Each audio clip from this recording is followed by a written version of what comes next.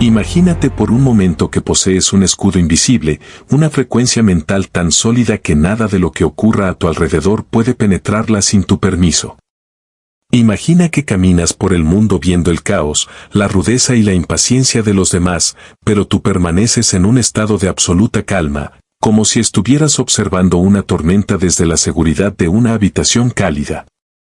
La mayoría de nosotros vivimos bajo la falsa creencia de que nuestras emociones son una respuesta directa a los eventos externos. Pensamos que si alguien nos insulta, el enojo es el resultado lógico, o que si las cosas no salen como planeamos, la frustración es inevitable. Pero hoy quiero que rompas esa cadena. Quiero que entiendas que la verdadera libertad no consiste en controlar lo que el mundo te lanza, sino en dominar el espacio que existe entre lo que sucede y cómo decides responder. El primer paso para esta transformación es desmantelar la ilusión de que el comportamiento de los demás tiene algo que ver contigo. Vivimos atrapados en la trampa de la personalización, una especie de narcisismo inverso donde creemos que cada mala cara, cada retraso o cada palabra cortante es un ataque dirigido a nuestro valor como personas. Cuando alguien te cierra el paso en la carretera, tu cerebro primitivo grita que te han faltado al respeto, pero la realidad es mucho más simple y menos dramática. Esa persona está sumergida en su propia película mental, lidiando con sus miedos, sus prisas o su propia incompetencia emocional. Tú no eres el protagonista de sus problemas, eres simplemente un extra que pasó por ahí. Al dejar de tomarte el mundo como algo personal, le quitas a los demás el mando a distancia de tu paz interior. Dejas de ser un títere de las circunstancias para convertirte en el arquitecto de tu propio estado mental. A esto debemos sumar la trampa de las expectativas rígidas, ese manual invisible que todos cargamos sobre cómo debería comportarse la gente. Esperamos que el cajero sea amable, que nuestra pareja adivine nuestras necesidades o que el tráfico fluya según nuestro horario. Cada vez que el mundo real choca contra tu manual de reglas, surge la chispa de la ira. Sin embargo, el problema no es el mundo, es tu insistencia en que el mundo sea diferente a lo que es. Las personas son, por naturaleza, impredecibles, imperfectas y a menudo están desconectadas de sus mejores versiones.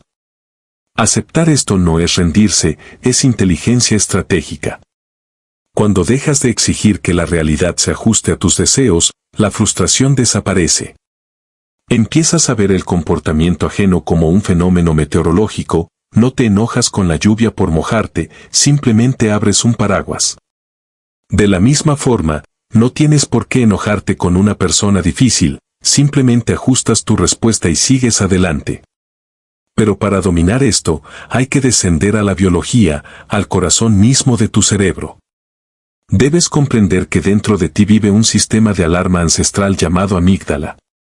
Su único trabajo es mantenerte con vida, y para ella, una crítica de tu jefe activa los mismos mecanismos de supervivencia que el ataque de un depredador. En ese instante, tu cuerpo se inunda de cortisol y adrenalina, tu corazón se acelera y tu capacidad de razonar se apaga. Es lo que llamamos un secuestro emocional. En ese estado, no eres tú quien habla, es tu instinto más básico. La clave para nunca más ser víctima de este proceso es aprender a detectar las señales físicas antes de que el incendio se propague. Ese nudo en el estómago, ese calor en el cuello o la mandíbula apretada son las alarmas de que tu razón está a punto de ser expulsada del mando. Si logras hacer una pausa de apenas 10 segundos en ese momento crítico, permites que tu corteza prefrontal, la parte humana y lógica de tu cerebro, recupere el control. El aire que inhalas en esos segundos de silencio es el espacio donde nace tu libertad. No se trata de reprimir lo que sientes, sino de observar tus emociones sin convertirte en ellas. Imagina que tus sentimientos son nubes que cruzan el cielo, tú eres el cielo, no las nubes. Puedes ver pasar la nube de la molestia, puedes reconocer la nube de la decepción, pero no tienes por qué dejar que oscurezcan tu sol.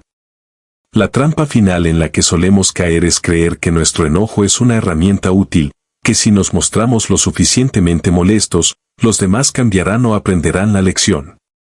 Pero la ciencia y la experiencia nos dicen lo contrario, la ira genera defensividad, el conflicto genera más conflicto. Tu control emocional es tu mayor ventaja competitiva. Mientras los demás pierden la cabeza y se desgastan en reacciones viscerales, tú te mantienes lúcido, estratégico y en paz. Al final del día, tu energía es tu recurso más valioso. ¿Realmente quieres regalársela a alguien que ni siquiera te importa solo porque tuvo un mal gesto? La maestría emocional es la decisión consciente de que nadie, absolutamente nadie, es lo suficientemente importante como para robarte tu tranquilidad. A partir de hoy, cuando alguien intente apretar tus botones, recuerda que tú eres quien decidió desconectar el mecanismo. Tú tienes el poder, tú tienes el control, y tu calma es tu victoria más grande. ¿Alguna vez has sentido que tus emociones toman el volante de tu vida y te arrastran hacia una reacción de la que luego te arrepientes? Esa sensación de pérdida de control tiene un nombre científico: secuestro emocional. Pero lo más importante que debes saber hoy es que si logras atrapar ese proceso en sus etapas tempranas, antes de que la inundación química de tu cerebro alcance su punto máximo, puedes evitar que dicte tu comportamiento. Entender la ciencia detrás de esto no es solo curiosidad intelectual, es una herramienta de liberación que te ayuda a despersonalizar tus reacciones. Cuando comprendes que el enojo, la furia o la frustración extrema son simplemente eventos neuroquímicos ocurriendo en tu cerebro y no verdades absolutas sobre la realidad, ganas una perspectiva inmediata. Empiezas a ver tus emociones como respuestas biológicas temporales, nubes que pasan, en lugar de reflejos precisos de lo que realmente está sucediendo a tu alrededor. A menudo nos preguntamos por qué algunas personas parecen mantener la calma bajo presión mientras otras se activan ante el más mínimo inconveniente. No es que las personas tranquilas carezcan de amígdala o que no sientan estrés, la diferencia es que han entrenado sus cerebros para reconocer el secuestro emocional mucho antes y responder de manera efectiva. Han fortalecido su corteza prefrontal, el centro del razonamiento, a través de la práctica constante. La gran noticia es que tu cerebro posee neuroplasticidad, lo que significa que puede ser recableado. Cada vez que interrumpes con éxito un impulso reactivo, estás fortaleciendo las vías neuronales asociadas con la regulación emocional. Cada vez que eliges la calma sobre el estallido, haces que sea más fácil elegir la calma en el futuro. Es exactamente como la aptitud física, así como fortaleces tus músculos en el gimnasio, fortaleces tu control emocional mediante la repetición. Las personas que parecen imperturbables simplemente han creado vías neuronales fuertes para la serenidad y han dejado que las vías de la reactividad se debiliten por falta de uso. Es fundamental aclarar que el control emocional no significa volverse una persona fría, sin sentimientos o alguien que suprime lo que siente. Las emociones son fuentes valiosas de información, te hablan de tus valores, de tus límites y de tus necesidades. El objetivo real no es eliminar la emoción, sino aprender a responder a ella de manera consciente en lugar de reaccionar automáticamente. El control emocional no se trata de fuerza de voluntad bruta ni de tener una personalidad específica, se trata de conocimiento y técnica. Se trata de entender las respuestas automáticas de tu cerebro y desarrollar alternativas superiores. Y aquí es donde entra en juego la herramienta más poderosa y, a la vez, la más sencilla, el protocolo de la pausa. Esta es tu primera línea de defensa contra el comportamiento impulsivo. El protocolo de la pausa se basa en una premisa transformadora: entre el estímulo y la respuesta existe un espacio. En ese pequeño espacio reside nuestro poder para elegir y en esa elección reside nuestro crecimiento. La mayoría de nosotros vive en piloto automático. Alguien nos critica y nos defendemos, alguien nos cierra el paso en el tráfico y tocamos la bocina con furia. Esa reactividad es la que nos mantiene atrapados y otorga a los demás el control sobre nuestro estado interno. El protocolo de la pausa rompe este patrón. Crea una cuña de tiempo entre lo que sucede y lo que haces. En ese silencio recuperas tu poder, te reconectas con tus metas y permites que tu corteza prefrontal vuelva a tomar el mando para que puedas actuar desde la sabiduría y no desde la herida. Para implementar este protocolo, el primer nivel es la pausa de la respiración. En el instante en que notes cualquier indicio de activación, como un nudo en el estómago o calor en el rostro, debes tomar 3 respiraciones profundas y lentas. No es solo para relajarte, es una interrupción del patrón biológico. El método ideal es inhalar por la nariz contando hasta 4, aguantar la respiración otros 4 segundos y exhalar lentamente por la boca contando hasta 6. Esa exhalación prolongada es la clave, ya que activa el sistema nervioso parasimpático, el encargado de calmar al cuerpo, y contrarresta directamente la respuesta de lucha o huida. Al enfocarte en la sensación del aire, evitas que tu mente construya historias de agravio o planes de ataque, anclándote en el presente. Si la respiración no es suficiente, pasamos al segundo nivel, la pausa física. Esto implica cambiar tu entorno de inmediato. Puede ser excusarte de una reunión, salir a caminar o simplemente cambiar tu postura. El movimiento ayuda a tu cuerpo a procesar y metabolizar las hormonas del estrés que están inundando tu sistema. Muchos evitan este paso porque temen parecer débiles o quieren tener la última palabra en una discusión, pero retirarse momentáneamente es, en realidad, una muestra de inmenso control personal. Es decir, me valoro lo suficiente y valoro esta relación lo suficiente como para no actuar desde mi peor versión. Finalmente, el tercer nivel es la pausa de tiempo, donde permites que el reloj haga su trabajo de enfriamiento. Al integrar estos niveles, dejas de ser un rehén de tus impulsos y te conviertes en el arquitecto de tus respuestas, transformando cada desafío en una oportunidad para fortalecer tu paz interior. Imagina por un momento que tienes el poder de detener el tiempo justo en el instante en que sientes que la sangre comienza a hervir o que la ansiedad empieza a nublar tu juicio. Ante las reacciones emocionales más intensas o las situaciones verdaderamente complejas, ese espacio de tiempo no es un lujo, sino una necesidad vital. A veces, para procesar completamente lo que sentimos y determinar la respuesta más sabia, requerimos horas o incluso días de distancia. Esta pausa estratégica es lo que evita que tomes decisiones irreversibles o que mantengas conversaciones hirientes mientras todavía te encuentras bajo el efecto de la activación emocional. En esos momentos críticos, no hay nada de malo en decir con honestidad, esto es importante para mí y quiero darle la consideración que se merece, ¿podemos continuar esta conversación mañana? De un mismo modo, puedes elegir simplemente esperar antes de responder a ese correo electrónico o mensaje de texto que ha disparado tus alarmas. El objetivo es asegurar que tus palabras provengan de un lugar de absoluta claridad y no de una reactividad ciega. Sin embargo, la verdadera eficacia de este protocolo reside en la práctica constante, mucho antes de que llegue la gran tormenta. La mayoría de las personas cometen el error de intentar pausar solo cuando ya están sumergidas en un secuestro emocional profundo, y para entonces, el cerebro racional ya ha perdido el control. Por eso, el secreto está en entrenar tu capacidad de pausa durante las irritaciones cotidianas de bajo nivel. Utiliza esos minutos de espera en la caja del supermercado, el estrés del tráfico lento o ese correo ligeramente molesto para fortalecer tu reflejo de pausa. Al hacerlo, estás literalmente recableando tu cerebro, construyendo nuevas vías neurales que priorizan la elección consciente sobre la respuesta automática. Es fundamental comprender que esto no se trata de suprimir lo que sientes ni de fingir que todo está bien. Al contrario, durante la pausa, reconoces tu emoción, le das un nombre y la validas diciendo, noto que me estoy sintiendo enojado en este momento, o puedo sentir cómo la frustración sube por mi cuerpo. Este reconocimiento te permite observar el sentimiento sin permitir que él tome el volante. Esta distancia temporal también te devuelve la memoria de tus metas a largo plazo. En el calor de la batalla, es ridículamente fácil olvidar quién quieres ser. Quizás valoras profundamente tus relaciones, pero en medio del enojo, tu único deseo es demostrar que tienes la razón.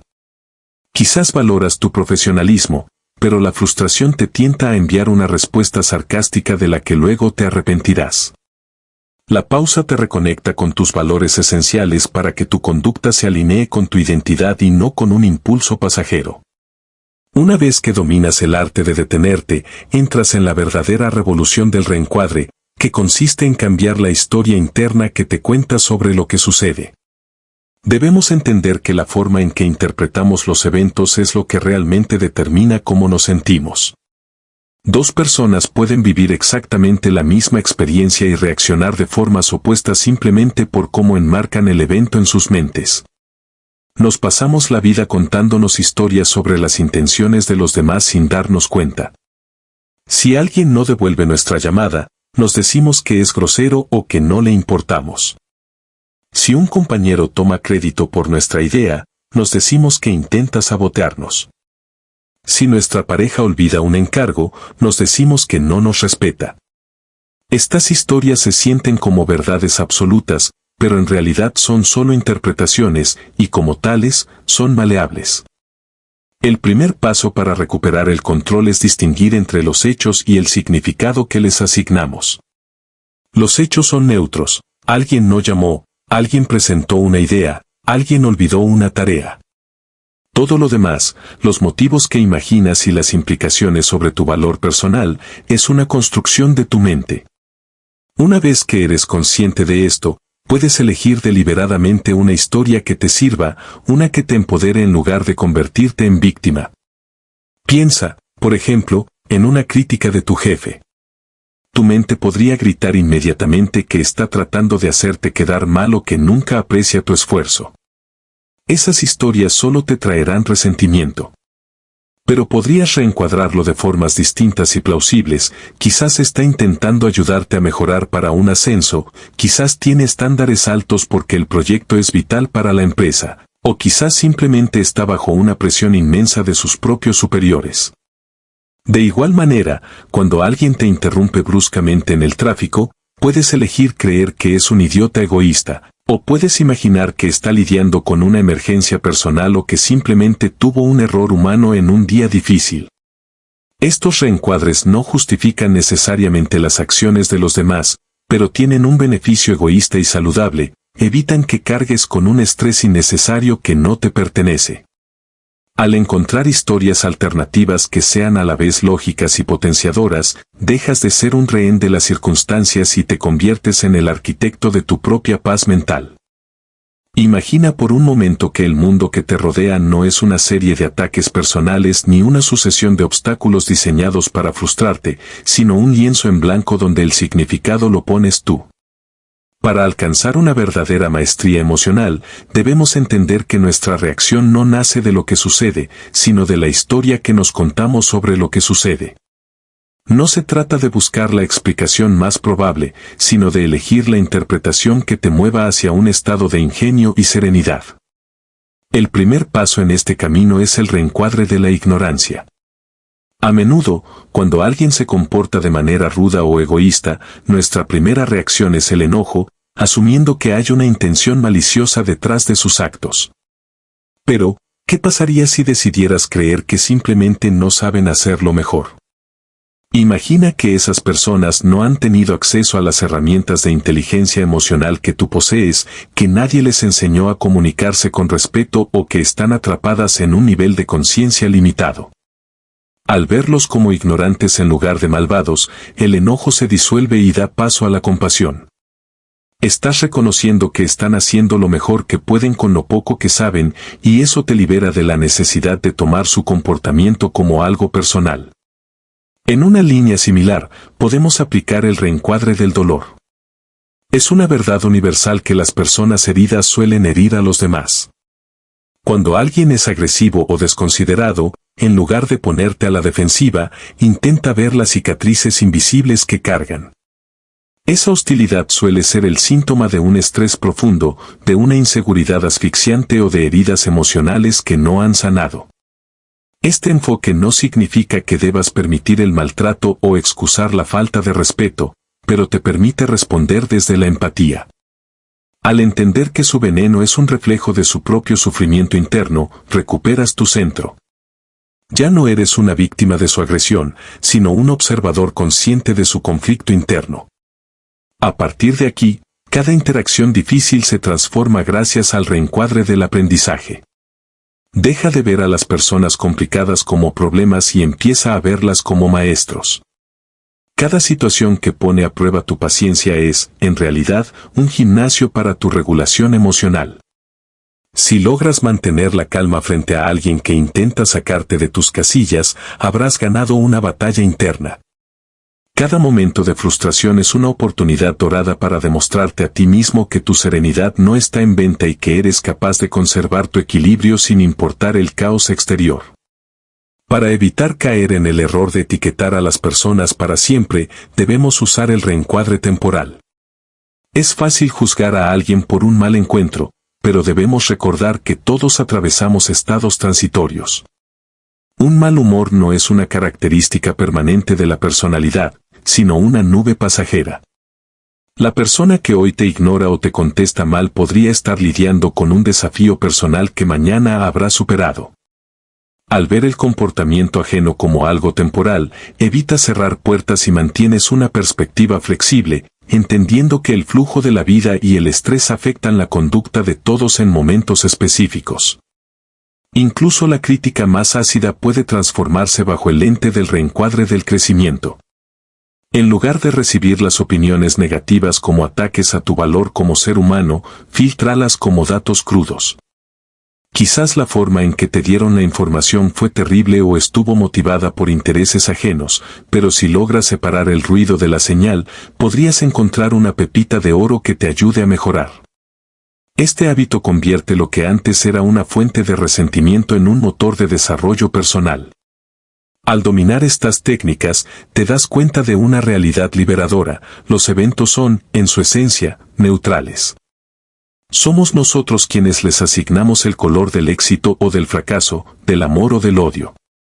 Pero el viaje no termina en la interpretación de los hechos, el objetivo final es la independencia emocional.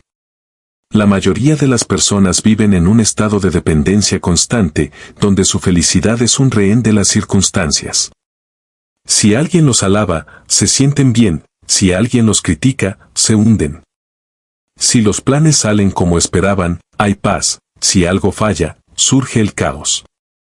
Esta vulnerabilidad entrega el control de tu vida a cualquier extraño que decida cruzarse en tu camino. La verdadera independencia emocional consiste en desarrollar una estabilidad interna tan profunda que, aunque el mundo exterior se agite, tu núcleo permanezca inquebrantable. No se trata de volverse frío o indiferente, sino de dejar de vincular tu bienestar a cosas que no puedes controlar. Este es el sistema del desapego.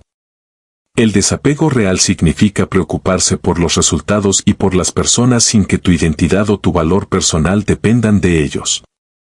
Puedes amar profundamente a alguien sin que su aprobación sea el oxígeno que necesitas para respirar. Puedes esforzarte al máximo en tu trabajo sin que un cumplido de tu jefe sea lo que determine si hoy eres valioso o no. La base de esta libertad es la autosuficiencia emocional. Esto implica que tú te haces cargo de tus propias necesidades. Si sientes que te falta validación, aprendes a reconocer tus propios logros. Si buscas seguridad, la construyes a través de tus acciones y tu mentalidad, no esperando que el mundo te garantice que nada malo pasará. Cuando dejas de mendigar amor, atención o aprobación en el exterior, empiezas a recibirlos como regalos adicionales, no como necesidades vitales. Al volverte emocionalmente autosuficiente, puedes disfrutar de las relaciones y de los éxitos con una ligereza nueva, porque ya no tienes miedo de perderlos.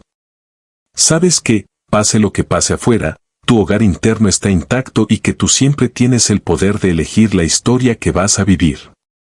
Imagina por un momento que caminas por el mundo llevando contigo una fuente inagotable de serenidad, una que no depende de si el cielo está despejado o si las personas a tu alrededor deciden ser amables.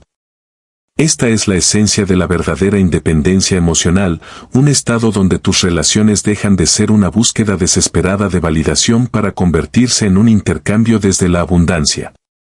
Cuando dejas de necesitar que los demás llenen tus vacíos, tu capacidad de dar y recibir se transforma, ya no actúas desde la carencia, sino desde un lugar de plenitud donde el afecto es un regalo, no una transacción necesaria para tu supervivencia emocional. Para alcanzar este estado, debemos integrar el principio de la independencia del resultado. Esto no sugiere que debas volverte indiferente o dejar de esforzarte por tus metas, sino que implica desvincular tu bienestar interno del éxito o fracaso de tus proyectos. Es la capacidad de preferir que te traten con respeto sin que tu amor propio se desmorone si alguien decide no hacerlo. Si tus proyectos prosperan, celebras el éxito, pero si fallan, tu identidad permanece intacta porque sabes que tu valor no está dictado por las circunstancias externas. Este desapego es tu mayor escudo frente a personas difíciles, ya que, al no necesitar su aprobación para sentirte bien, les arrebatas cualquier poder de manipulación sobre ti. Si alguien es grosero, su comportamiento se vuelve un ruido de fondo irrelevante para tu paz interior. Este camino nos lleva inevitablemente a la independencia de la identidad. Muchos de nosotros cometemos el error de definirnos a través de roles: soy gerente, soy padre, soy exitoso. Pero, ¿qué ocurre cuando el cargo desaparece o las relaciones cambian? La inestabilidad aparece porque el sentido del yo estaba construido sobre arena movediza. Al desarrollar esta independencia, comprendes que lo que haces no es lo que eres. Si recibes una crítica profesional, no la sientes como un ataque a tu esencia, sino como un dato sobre una función específica que desempeñas. Esta separación te permite enfrentar desafíos y conflictos sin sentir que tu ser central está en riesgo, permitiéndote observar la tormenta desde la seguridad de una torre de piedra. Sin embargo, nada de esto es posible sin la maestría en los límites. Debes aprender a reconocer con precisión dónde terminas tú y dónde comienzan los demás. Es vital distinguir entre tus emociones y las de quienes te rodean. Muchas personas viven agotadas porque asumen el dolor, la frustración o la culpa de otros como si fueran responsabilidades propias. La independencia emocional te otorga el permiso de ser compasivo y empático sin absorber la negatividad ajena. Puedes acompañar a alguien en su dolor sin ahogarte con él, puedes ofrecer apoyo sin sentir la obligación de resolver problemas que no te pertenecen. Los límites saludables no son muros de aislamiento, sino las reglas de juego que te permiten mantener tu equilibrio mientras sigues presente para los demás. Todo este sistema se sostiene sobre la conciencia del momento presente. Gran parte de nuestro sufrimiento nace de un viaje mental en el tiempo, rumiamos heridas del pasado o proyectamos miedos hacia el futuro. Al anclarte en el aquí y ahora, la carga emocional se aligera drásticamente. Ya no respondes a los fantasmas de lo que fue o a las sombras de lo que podría ser, sino a la realidad inmediata, que suele ser mucho más manejable de lo que la mente imagina. Esta presencia reduce la reactividad y te permite actuar con claridad en lugar de reaccionar por impulso. Este entrenamiento de desapego y autoconocimiento es fundamental para enfrentarte a los arquetipos de personalidad que suelen desestabilizarnos. Uno de los más comunes es el dominador agresivo. Son personas que utilizan la intimidación, el volumen de voz y la hostilidad para ejercer control. Su presencia suele activar nuestro sistema de alerta, empujándonos a pelear o a someternos, lo cual es precisamente lo que ellos buscan para alimentar el conflicto o la dominación. La clave estratégica para neutralizar a un agresor no es igualar su fuerza, sino negarte a entrar en su frecuencia vibratoria. Al mantener la calma, bajar el tono de voz y hablar con una lentitud deliberada, rompes el ciclo de agresión. Tu estabilidad se convierte en un espejo donde su hostilidad rebota sin encontrar un puerto donde anclar. Al final, la independencia emocional no se trata de no sentir, sino de ser el dueño soberano de tu propio estado interno, logrando que nada externo tenga el poder de definir quién eres o cómo te sientes. Imagina que entras en una habitación y la tensión se puede cortar con un cuchillo. En ese momento, tienes dos opciones: dejarte arrastrar por el caos o convertirte en el ancla de la situación. Existe un fenómeno neurológico fascinante llamado contagio emocional a la inversa que es, en esencia, tu superpoder secreto. En lugar de permitir que la energía agresiva de otros te infecte, tú proyectas una calma tan sólida que terminas por disminuir el nivel de excitación de la otra persona. Para lograrlo, debes dominar tu presencia física, mantén un contacto visual constante pero sereno, sin caer en el desafío, y asegúrate de que tu lenguaje corporal sea abierto y firme. No cruces los brazos en señal de defensa ni permitas que tus hombros se hundan, mantente presente. Aquí es donde entra en juego la técnica del disco rayado, una herramienta de persistencia pacífica donde eliges una frase simple y razonable, como entiendo que estés molesto y quiero encontrar una solución que funcione para ambos, y la repites con calma, sin importar cuánto intente el otro escalar el conflicto. Sin embargo, no toda la hostilidad es ruidosa. El manipulador pasivo-agresivo es un arquetipo mucho más sutil y, por lo tanto, más agotador. Son personas que disfrazan su frustración con sarcasmo, silencios castigadores o una ineficiencia que parece accidental pero es deliberada. Es el colega que olvida enviarte ese correo crucial o la pareja que asegura que todo está bien mientras te ignora por completo. Este comportamiento es tóxico porque es ambiguo, te hace dudar de tu propia cordura y a menudo te empuja a una explosión de ira que ellos luego usarán para victimizarse. La única defensa efectiva aquí es la transparencia radical. No permitas el gaslighting, señala el comportamiento de forma directa diciendo algo como he notado que dices estar bien, pero tu actitud es distante y preferiría una comunicación directa. Establece límites claros y, lo más importante, deja de depender de ellos y demuestran que no son fiables. No premies su manipulación con reacciones emocionales desmedidas, porque eso es exactamente lo que alimenta su ciclo.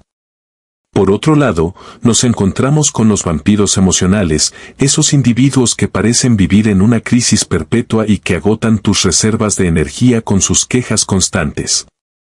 El peligro de interactuar con ellos es que acabas convirtiéndote en su terapeuta no remunerado o terminas juzgándolos con amargura. La clave para sobrevivir a un vampiro emocional es el desapego compasivo. Puedes preocuparte por ellos, pero no tienes que cargar con su equipaje. Aprende a poner límites de tiempo estrictos. Tengo 10 minutos para hablar y luego debo retirarme. No intentes solucionar sus problemas a menos que te lo pidan explícitamente, y utiliza nuevamente el disco rayado para redirigir la conversación hacia un cierre amable pero firme. Al no absorber su negatividad, proteges tu propio bienestar emocional mientras mantienes la cortesía. Diferente es el caso del buscador de atención narcisista, aquel que necesita ser el sol de cada sistema solar social. Estas personas interrumpen, exageran y se adjudican méritos ajenos con una falta de empatía asombrosa. Aunque tu instinto sea corregirlos o competir por el reconocimiento, eso solo les da el drama que anhelan. La estrategia ganadora es la desconexión estratégica. Brinda un reconocimiento breve y neutro, un simple que interesante, y mueve la atención hacia otra persona o tema. Al no alimentar su necesidad de protagonismo, retomas el control de la dinámica grupal y permites que la energía fluya de manera más equilibrada hacia los demás. Es vital comprender que estos comportamientos difíciles casi nunca son algo personal contra ti. Son, en realidad, mecanismos de defensa y patrones de supervivencia que estas personas desarrollaron a lo largo de sus vidas. El agresivo cree que la intimidación es la única forma de ser escuchado, el pasivo agresivo teme la confrontación directa, el vampiro emocional busca atención a través de la tragedia y el narcisista necesita validación externa para sentirse valioso. Cuando logras ver el patrón psicológico en lugar de solo la molestia superficial, dejas de reaccionar emocionalmente y empiezas a responder estratégicamente. Te conviertes en un decodificador de inteligencia social, alguien que lee más allá de las palabras para entender qué necesidad psicológica está intentando satisfacer el otro. La verdadera comunicación ocurre bajo la superficie, y aprender a leer las señales físicas es el primer paso para dominar este arte. El estrés, la ansiedad y la ira dejan huellas antes de que la persona abra la boca, hombros tensos, mandíbulas apretadas o gestos de autotranquilización como tocarse la cara o juguetear con objetos. Si detectas estas microexpresiones a tiempo, puedes ajustar tu propio tono de voz, bajar el ritmo de tu habla y calmar la situación antes de que se desborde. Además, debes adaptar tu estilo al tipo de personalidad que tienes enfrente. A un introvertido dale espacio y tiempo para procesar, con un extrovertido, prepárate para un intercambio dinámico, a quien se fija en los detalles, dale datos precisos, y al que ve el panorama general, Ve directo al punto. Finalmente, no podemos ignorar las dinámicas de poder y estatus que rigen cada interacción. La forma en que las personas ocupan el espacio, su contacto visual y su tono de voz son indicadores de cómo se perciben a sí mismas en la jerarquía social. El lenguaje corporal abierto y una voz segura suelen proyectar un estatus alto, mientras que el encogimiento físico y la evitación de la mirada sugieren lo contrario. Entender estas señales no se trata de juzgar, sino de navegar el mapa social con mayor eficacia. Al integrar todo este conocimiento, dejas de ser un pasajero en tus interacciones sociales para convertirte en el conductor, capaz de transformar conflictos potenciales en oportunidades de entendimiento y de proteger tu paz mental en cualquier entorno. Navegar el complejo tejido de las interacciones humanas requiere mucho más que simplemente hablar y escuchar. Exige un nivel de agudeza que nos permita leer entre líneas y comprender las corrientes invisibles que mueven a los demás. Para dominar verdaderamente el arte de la conexión, debemos empezar por reconocer las dinámicas de estatus que operan en cada encuentro. No se trata de superioridad, sino de sensibilidad. Cuando interactuamos con alguien que siente la necesidad de proyectar un alto estatus, podemos otorgarle ese reconocimiento sin que nuestra propia posición se vea disminuida, creando así un puente de confianza. De la misma manera, al tratar con personas que se sienten vulnerables o de bajo estatus, nuestra labor es proporcionarles seguridad y comodidad, equilibrando la balanza para que la comunicación sea fluida. Esta conciencia nos permite movernos en cualquier entorno social con una elegancia que desarma las defensas ajenas. Sin embargo, la verdadera maestría surge cuando aprendemos a detectar la incongruencia y el engaño. A menudo, las palabras de una persona son solo una máscara que oculta sentimientos mucho más profundos. El cuerpo rara vez miente con la misma facilidad que la lengua. Es posible que alguien afirme estar de acuerdo mientras sus brazos se cruzan en señal de resistencia, o que asegure estar bien mientras sus ojos reflejan una angustia que su boca intenta callar. Aprender a observar estos desajustes, ya sea en las expresiones faciales, en el tono de voz que no coincide con la postura, o en esas reacciones emocionales que llegan con un segundo de retraso, es fundamental para entender la verdad del otro. Pero cuidado, el propósito de esta detección no es el juicio ni la confrontación directa. Al notar una contradicción, lo más sabio es crear un espacio seguro. En lugar de señalar la mentira, debemos abrir una puerta con preguntas que inviten a la honestidad, permitiendo que la persona se sienta lo suficientemente segura como para revelar lo que realmente piensa. A esto debemos sumar la sensibilidad hacia los contextos culturales y generacionales. Lo que en una cultura se percibe como franqueza necesaria, en otra puede ser visto como una agresión intolerable. Un silencio en un entorno profesional puede ser signo de respeto, mientras que en un entorno informal podría interpretarse como frialdad. Desarrollar esta inteligencia social implica observar patrones a largo plazo antes de emitir un juicio apresurado sobre el carácter de alguien. Se trata de recopilar información con curiosidad, no de etiquetar a las personas basándonos en una sola interacción. Además, esta habilidad exige de nosotros una regulación emocional rigurosa. Al ser capaces de ver las manipulaciones e inseguridades que otros ignoran, es fácil caer en la tentación de sentirnos superiores. No obstante, la inteligencia social auténtica busca elevar la calidad de nuestras relaciones para el beneficio mutuo, no ganar poder sobre los demás.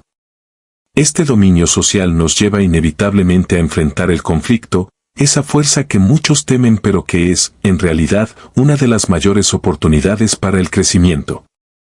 Debemos entender que, aunque el conflicto es inevitable, el sufrimiento que éste genera es opcional. La clave reside en pasar de la resolución de conflictos a la transformación de conflictos. Mientras que la resolución convencional busca parches rápidos y compromisos superficiales, la transformación busca entender las raíces profundas de la discordia.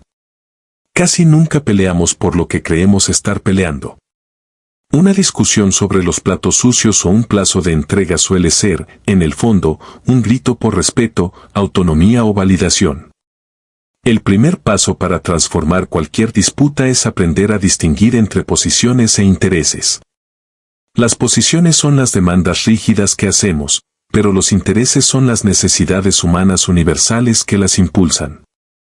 Si dejamos de discutir por el qué y empezamos a explorar el por qué, descubriremos que, a menudo, nuestras necesidades subyacentes no son opuestas, sino complementarias. Para llegar a este nivel de entendimiento, la validación emocional debe preceder siempre a la resolución de problemas. Es un error común intentar ser lógicos con alguien que está emocionalmente activado. Cuando una persona se siente herida o ignorada, su capacidad racional se apaga. Al validar sus sentimientos, lo cual no significa necesariamente estar de acuerdo con sus conclusiones, desactivamos su sistema de defensa. Decir puedo ver que esto te ha frustrado profundamente tiene un efecto calmante que ninguna lógica puede igualar. Una vez que la calma regresa, podemos pasar a la exploración colaborativa. En este punto, el conflicto deja de ser una batalla para convertirse en un rompecabezas que ambas partes intentan resolver juntas. El lenguaje cambia, dejamos de usar el tú acusatorio para usar el nosotros creativo. Finalmente, la verdadera transformación requiere la valentía de asumir la responsabilidad por nuestra propia contribución al caos. En todo conflicto, por muy injusto que parezca, siempre hay una parte que nos pertenece, ya sea por una comunicación poco clara, un tono condescendiente o un silencio prolongado que permitió que el resentimiento creciera. Al ser los primeros en reconocer nuestros errores, invitamos al otro a hacer lo mismo, rompiendo el ciclo de la culpa. El objetivo final no es ganar una discusión sobre el pasado, sino construir una solución para el futuro. En lugar de revivir agravios, debemos preguntarnos qué acuerdos podemos establecer hoy para que mañana sea diferente. Esta es la esencia de una vida vivida con inteligencia social, convertir cada roce en una conexión más fuerte y cada desacuerdo en un peldaño hacia una madurez compartida. La verdadera transformación de un conflicto no comienza en las palabras que decimos a los demás, sino en el espacio silencioso que creamos dentro de nosotros mismos. Cuando nos enfrentamos a una crítica punzante o a una expresión de enojo, nuestro instinto biológico más profundo nos empuja a levantar muros o a lanzar un contraataque. Es una reacción de supervivencia, pero en el mundo de las relaciones humanas, esa reacción suele ser el incendio que devora la posibilidad de entendimiento. Transformar un conflicto requiere algo mucho más sutil y poderoso, la capacidad de regular nuestras propias emociones mientras el caos ocurre a nuestro alrededor. No se trata de suprimir lo que sentimos, sino de mantener el centro, de permanecer curiosos ante la experiencia del otro sin perder nuestra propia integridad. Para lograr esto, debemos convertirnos en maestros de la pausa, ese breve instante entre el estímulo y la respuesta donde recuperamos el control. Es ahí donde aplicamos el reencuadre, buscando las necesidades humanas que palpitan detrás de las palabras hirientes, y practicamos un desapego saludable que nos permite cuidar la relación sin permitir que el veneno del momento penetre en nuestra identidad. Debemos entender que el conflicto no es el enemigo, de hecho, evitarlo a toda costa suele ser el camino más rápido hacia el resentimiento. Un conflicto abordado con habilidad y respeto es una herramienta de claridad que fortalece los vínculos al exponer problemas reales que necesitan solución. Sin embargo, esta capacidad de mantener la calma y la curiosidad no surge de la nada. Es aquí donde entra en juego el sistema de gestión de energía, porque nuestro estado emocional es, en última instancia, un reflejo de nuestras reservas internas. Solemos creer que el control emocional es un ejercicio puramente mental, una cuestión de fuerza de voluntad, pero la realidad es que se trata de un fenómeno que involucra a todo el cuerpo. Tu cerebro es un consumidor voraz de energía, y la corteza prefrontal, esa parte encargada de la lógica y el control de los impulsos, es la primera en desconectarse cuando nuestras reservas bajan. Por eso, cuando estamos agotados, hambrientos o estresados, perdemos la capacidad de ser nuestra mejor versión y nos volvemos reactivos. La base de todo es la optimización de la energía física. El sueño no es un lujo, es el cimiento de la estabilidad emocional. Una sola noche de mal descanso deja a la amígdala en un estado de hiperactividad, haciéndonos percibir amenazas donde no existen y ralentizando nuestra capacidad de respuesta racional. Es vital crear un santuario para el descanso, un ambiente fresco y oscuro, libre de la luz azul de las pantallas que altera nuestros ritmos naturales. Del mismo modo, la estabilidad de nuestra glucosa dicta nuestro humor. Los picos y caídas de azúcar provocados por la cafeína o los procesados disparan hormonas del estrés que nos vuelven irritables y ansiosos. Alimentar el cuerpo con conciencia es, en realidad, un acto de preparación para la paz mental. Pero la energía no es solo física, existe una reserva de energía emocional que debemos aprender a conservar. Cada decisión que tomamos y cada impulso que resistimos consume una parte de este recurso finito. Uno de los mayores drenajes de esta energía es el hábito de cargar con el equipaje de interacciones pasadas.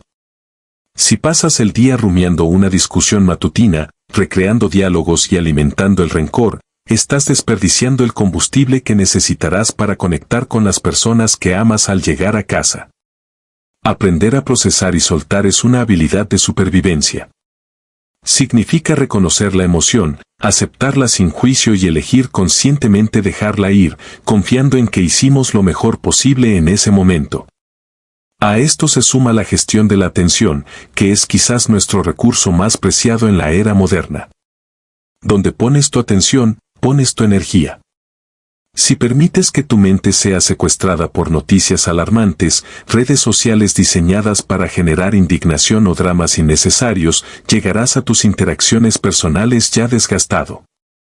Debemos ser guardianes de nuestro enfoque, comenzando el día con rituales que nos centren y redirigiendo constantemente nuestra mirada hacia aquello que nos inspira y nos hace crecer. Finalmente, debemos observar nuestro entorno y nuestras rutinas de recuperación. Un espacio desordenado o un ambiente social tóxico actúan como ruidos de fondo que agotan nuestra capacidad de regulación. Limpiar nuestro entorno físico y establecer límites con personas que consumen nuestra vitalidad no es un acto de egoísmo, sino de responsabilidad personal. Y así como un atleta entiende la necesidad vital del descanso, nosotros debemos encontrar nuestras propias prácticas de restauración. No se trata solo de sentarse a no hacer nada, sino de participar en actividades que activamente recarguen nuestra alma. Para algunos, será el silencio de la lectura o una caminata bajo los árboles, para otros, será la risa compartida o el movimiento vigoroso del ejercicio. Al integrar estos pilares, la salud del cuerpo, el cuidado de la mente, el control de la atención y la creación de un entorno sano, construimos un motor interno capaz de navegar cualquier tormenta. La transformación de conflictos deja de ser un ideal lejano para convertirse en una respuesta natural, porque tenemos los recursos necesarios para responder con sabiduría en lugar de reaccionar con miedo. La verdadera clave para recuperar tu centro no reside en lo que la sociedad te dice que debería relajarte, ni en las actividades que tus amigos consideran restauradoras, sino en una observación honesta y profunda de tu propia energía. Debes aprender a distinguir entre lo que crees que te descansa y lo que realmente te devuelve la vitalidad. Si después de una actividad te sientes más agotado, disperso o agitado, entonces no ha cumplido su propósito. La verdadera restauración debe dejarte sintiéndote más capaz, más enfocado y con una reserva de energía renovada para enfrentar el mundo. Entender esto no es un capricho ni un lujo para cuando el calendario lo permita, es la base fundamental sobre la cual construyes tu capacidad para gestionar personas difíciles y entornos hostiles sin perder la compostura. Al cuidar tus niveles de energía de manera proactiva, dejas de ser una hoja a merced del viento y te conviertes en una presencia resiliente, capaz de responder con gracia en lugar de reaccionar con ira. Este camino nos lleva a lo que podemos llamar la mentalidad de maestría. Debemos desterrar la idea de que la paz interior es un estado estático al que se llega para siempre, es, en realidad, un proceso dinámico de crecimiento y refinamiento constante. Aquellas personas que admiramos por su serenidad inquebrantable no nacieron así, sino que han decidido ver cada interacción desafiante no como un problema que deben soportar, sino como una oportunidad de entrenamiento. La maestría emocional es una habilidad técnica, tan compleja como aprender a tocar un instrumento musical. Nadie espera interpretar una pieza maestra sin años de práctica, y de la misma forma, no puedes esperar una calma perfecta si no te has ejercitado en las trincheras de la vida cotidiana. La gran ventaja es que la vida te ofrece el gimnasio de forma gratuita. Cada persona grosera, cada retraso en el tráfico y cada crítica injusta es una pesa que puedes levantar para fortalecer tu músculo emocional. La mayoría de la gente comete el error de intentar evitar el conflicto a toda costa, buscando una burbuja de comodidad que, a largo plazo, los vuelve frágiles. Al esquivar las dificultades, te privas de la oportunidad de crecer y te mantienes vulnerable ante lo inesperado.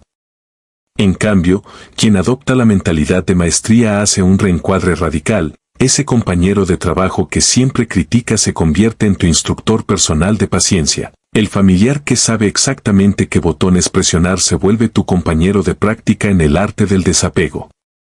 Este cambio de perspectiva es profundamente empoderador, porque tu bienestar deja de depender de que los demás sean amables o respetuosos. Ya no necesitas que el mundo sea un lugar fácil para sentirte bien, porque has aprendido a usar cualquier circunstancia para volverte más hábil.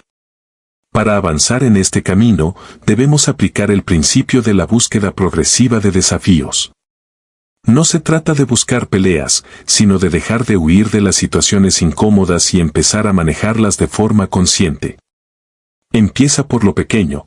Practica mantener la calma ante un servicio lento en un restaurante o frente a un problema técnico menor.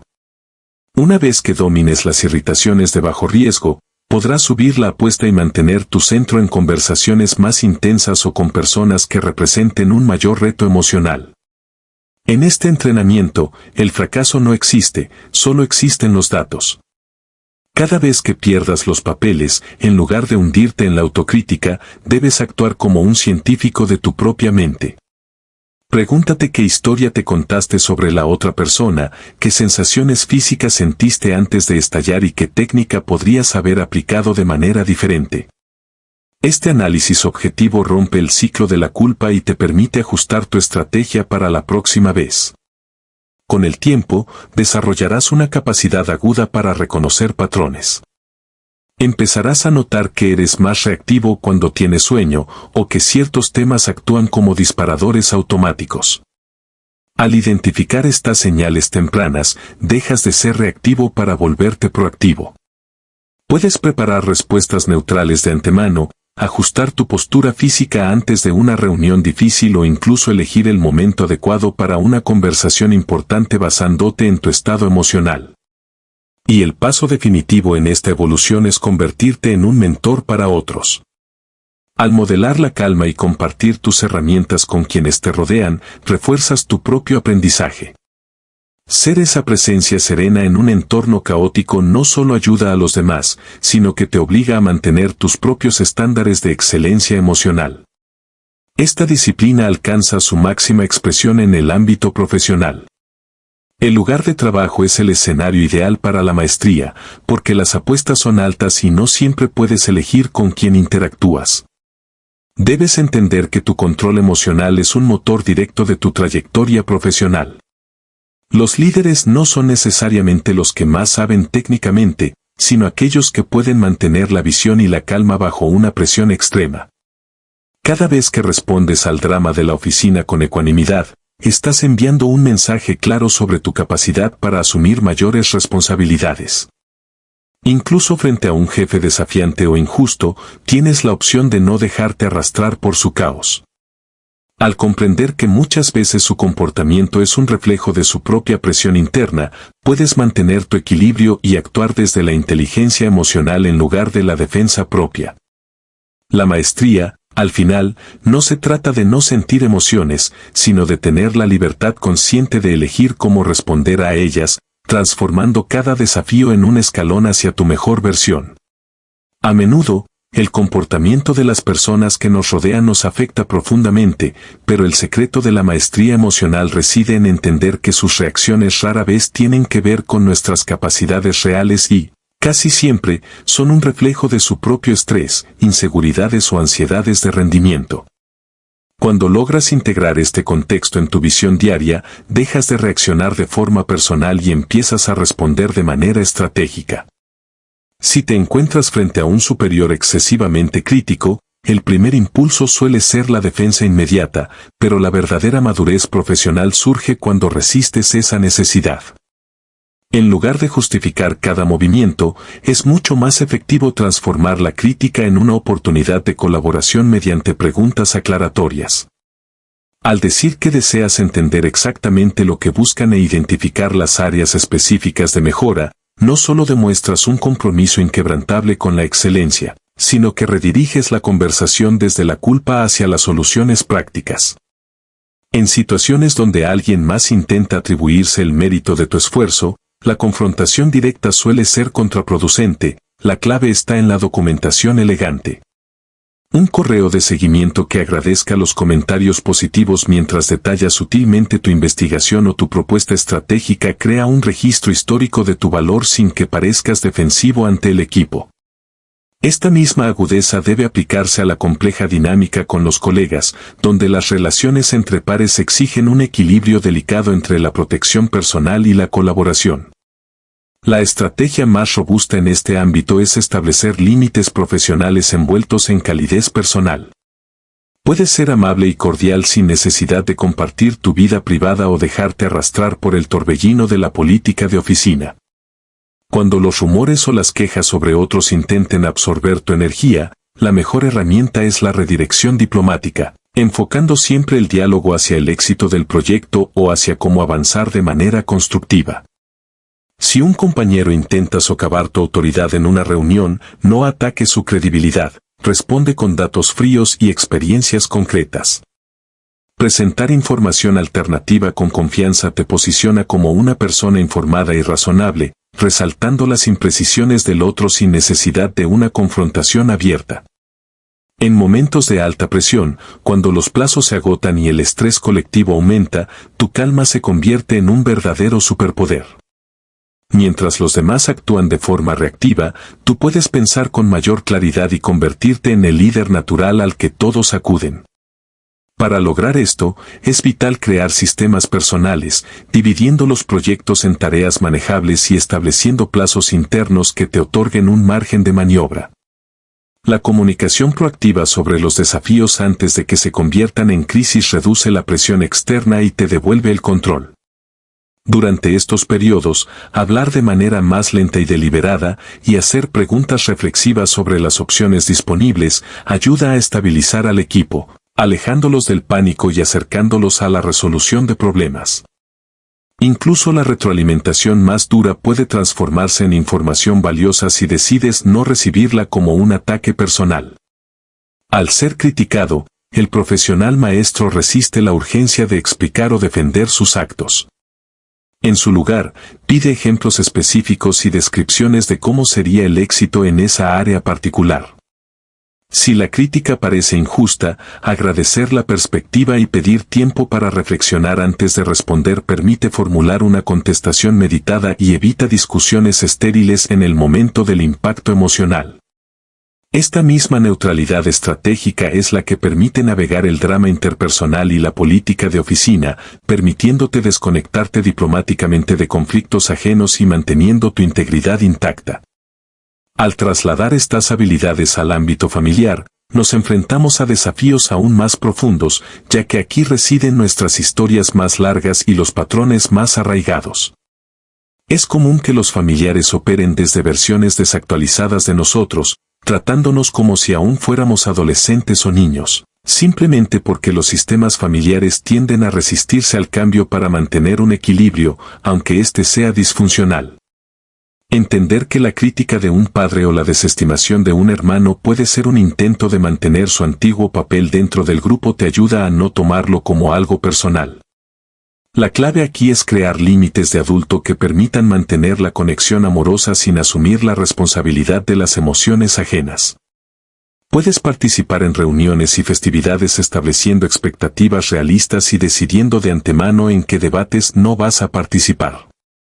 Tener estrategias de salida, como establecer límites de tiempo para las visitas o frases preparadas para retirarte de conversaciones tensas, te permite proteger tu paz sin generar drama innecesario. En la paternidad, Este control emocional es fundamental, ya que los niños y adolescentes a menudo carecen de las herramientas que tú estás tratando de modelar. Sus arrebatos o desafíos son parte de su desarrollo neurológico y no una medida de tu competencia como padre. Al mantenerte regulado frente a su caos, les proporcionas la estabilidad que necesitan para aprender a regularse ellos mismos. Del mismo modo, al tratar con padres mayores que enfrentan la pérdida de su independencia, es crucial honrar su dignidad mientras se acepta la inversión de roles. Muchas veces, su irritabilidad no es un ataque hacia ti, sino un duelo por sus propias capacidades perdidas. En el caso del drama familiar extendido o familias ensambladas, la maestría consiste en evitar la triangulación y no intentar mediar en conflictos históricos que no te pertenecen, manteniendo relaciones individuales sanas y redirigiendo a las personas a hablar directamente entre sí. Finalmente, en la esfera social pública, la despersonalización es la herramienta definitiva. El comportamiento de un extraño, ya sea un conductor agresivo o un empleado de servicio al cliente poco amable, suele ser un reflejo de su estado interno y sus propias crisis. Al asumir que su rudeza dice más sobre su día que sobre tu valor, conservas tu energía emocional. Incluso en transacciones comerciales complicadas, mantener la serenidad te permite buscar soluciones efectivas en lugar de escalar un conflicto que no te beneficia. En última instancia, el control emocional no se trata de no sentir, sino de elegir cómo actuar, convirtiendo cada interacción en una oportunidad para ejercer tu liderazgo personal y mantener tu equilibrio, sin importar el entorno en el que te encuentres. Imagínate que estás frente a un representante de servicio al cliente que parece no tener ninguna intención de ayudarte.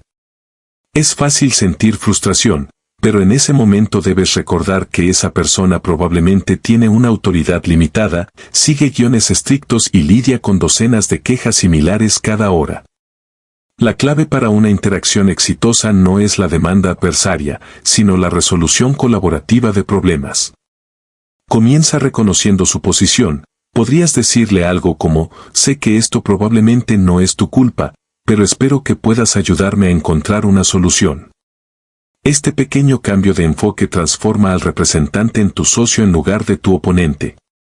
Si te encuentras con una política que te bloquea, invita al otro a pensar creativamente preguntando, ¿qué harías si estuvieras en mi posición, o hay alguien más que podría tener opciones diferentes? Estas preguntas invitan a la persona a ir más allá del procedimiento estándar sin sentirse criticada. Este mismo principio de conexión sobre la confrontación se aplica a los eventos sociales y de networking. En estas situaciones, solemos sentir la presión de ser impresionantes o entretenidos, pero la verdadera estrategia es centrarse en la conexión genuina. En lugar de preocuparte por cómo te ves, concéntrate en estar interesado en los demás. Si alguien parece desinteresado o distraído, no intentes ganar su atención a la fuerza, dales espacio, ya que podrían estar lidiando con ansiedad o ser simplemente introvertidos. Si alguien domina la conversación para presumir, resiste la necesidad de competir por el centro de atención. Las personas con más éxito social suelen ser aquellas que facilitan las conexiones entre los demás, creando una atmósfera positiva en lugar de intentar ser el centro de atención. Cuando nos movemos en espacios públicos con extraños, el desafío es diferente porque carecemos de contexto. La persona agresiva en el transporte público podría estar en medio de una crisis personal o de salud mental que desconoces. Aquí, tu objetivo principal debe ser siempre la seguridad y la desescalada, no la educación o la justicia. Intentar enseñar modales a un extraño suele escalar el conflicto innecesariamente. La mejor respuesta es casi siempre desconectarse educadamente y crear distancia física.